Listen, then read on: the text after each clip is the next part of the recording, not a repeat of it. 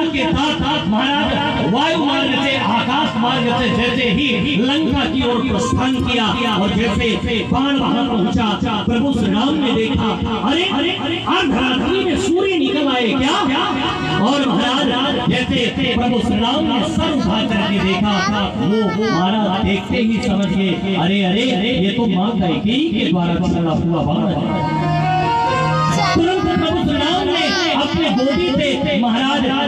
लक्ष्मण के सर को उठा करके बगल रखा और जैसे आकाश मार्ग में गए उस बाण के सामने हाथ जोड़ करके खड़े हो गए और अपने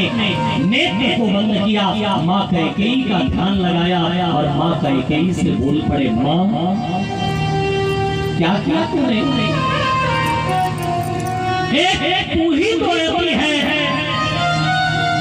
जिसने मुझसे अकेले में कहा था कि बेटा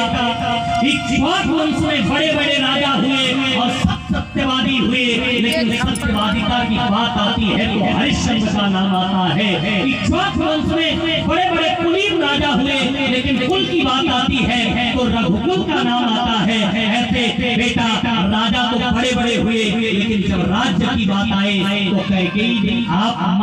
माँ आपने ही मुझसे कहा था कि जब राज्य की बात आए तो लोग राम राज्य कहे, और इसीलिए आपने मुझे वन में भेजा था और आज आपने अपने सब्र का बाण तोड़ दिया। यदि रावण का वध आप कर दोगी तो राम राज्य कोई नहीं कहेगा, सब आपकी वीरता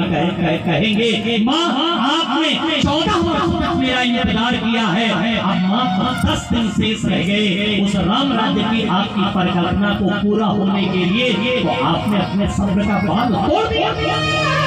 मां कैकेयी ने मनी मन बात करते हुए प्रभु श्री राम से कहा कि राम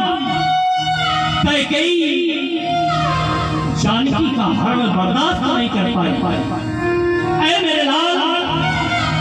अब मुझसे नहीं रहा जा रहा है। प्रभु श्री राम ने कहा कि मां